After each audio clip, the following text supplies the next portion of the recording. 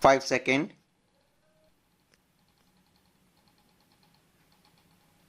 Start. These appeals arise from Common Order and Judgment dated 21/12/2018 passed by the High Court of Delhi in a batch of writ petitions whereby the writ petitions filed by the appellants were dismissed. By the aforesaid order and judgment, the High Court dismissed the challenge laid by the appellants to a notification issued by the central government imposing a minimum import price on certain steel products. The controversy lies in narrow campus and turns primarily on the interpretation of the expression date of this notification occurring in para 2 of notification number 38/2015-2020 issued under the Foreign Trade Department and Regulation Act 1992. The appellants are private limited companies incorporated under the Companies Act 1956 and are engaged in the import and trading of mild steel items such as hot rolled coils, cold rolled coils, hot rolled steel plates and pre-painted steel coils, etc. Admittedly, prior to February 2016, the said items were freely importable and fell under Chapter 72 of the Indian Trade Clarification Harmonized System 2012, hereinafter referred to as ITCHS Schedule 1 of the Foreign Trade Policy 2015-2022 FTP. Between 21/2016 and 4/2/2016, the appellant entered into firm sale contracts with exporters from China and South Korea. The appellant on 5/2/2016 opened irrevocable letters of credit in favor of foreign suppliers. On the same date, that is 5/2/2016, the Directorate General of Foreign Trade DGFT uploaded notification on its website introducing minimum import price MIP for specified steel products. The uploaded document itself contained an endorsement to be published in the Official Gazette of India. Admittedly, the notification was published in the Official Gazette on 11/2/2016. The appellant thereafter approached the High Court, contending that the notification, having been published in the Official Gazette on 11/2/2016, could not be applied to imports covered by letters of credit opened earlier. The appellant sought relief to quash the notification, and in the alternative, a declaration was sought that the notification does not apply to letters of credit opened by the appellant prior to publication of the notification in the Official Gazette.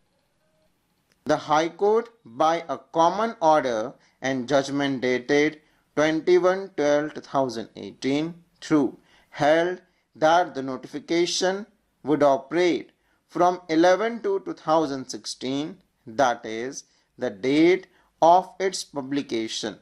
Yet, it held that uploading of the notification on 5/2/2016 constituted sufficient notice to bind importers whose letters of credit were not opened before 5/2/2016.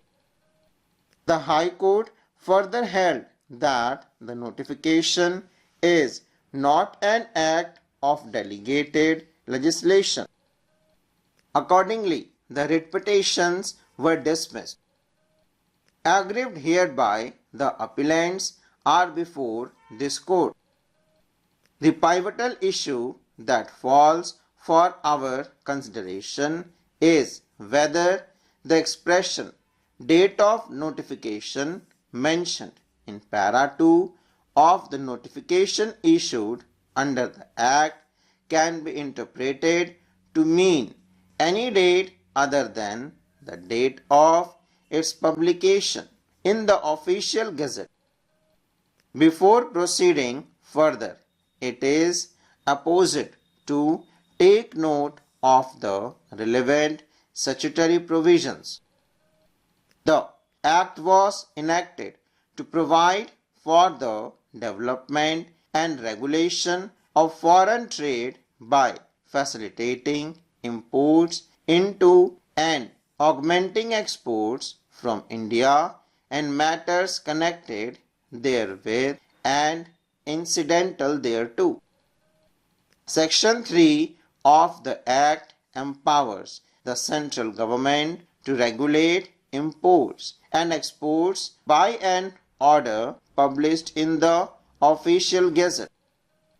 We have given our thoughtful consideration to the revival submission and have taken note of the relevant statutory provisions. Law to bind must first exist, and to exist it must be made known in the manner ordained by the legislature. Delegates legislation, unlike plenary legislation enacted by the Parliament, is framed in the executive chambers without open legislative debate. The requirement of publication in the Gazette therefore serves a dual constitutional purpose, that is, it ensures accessibility and notice to those governed by the law, and it ensures accountability and solemnity in the exercise of delegated legislative power. The requirement of publication in the Gazette is therefore not an empty formality. It is an act by which an executive decision is transformed into law. It is precisely for this reason that courts have consistently insisted that stricter compliance with the publication requirement is a condition precedent for the enforceability of delegated legislation. Once it is held that notification became operative only on 11/2/2016, the expression date of this notification occurring in para 2 therefore must necessarily be construed to mean the date of its publication in the official gazette. The appellant, having opened irrevocable letters of credit prior to 11/2/2016 and having complied with procedural requirements under para 1.05b of the FTP, are clearly entitled to the benefit of transitional provision contained therein. The MIP introduced by the notification with effect from 11/2/2016 cannot be applied to imports effected by the appellant pursuant to irrevocable letters of credit prior to 11/2/2016. We accordingly hold that the notification issued under Section 3 of the Act acquires the force of law only upon its publication in the official gazette. For the foregoing reasons, the impugned order and judgment dated 21/12/2018 of the High Court is quashed and set aside. The appellant are held entitled to protection of para 1.05b of the FTP full stop.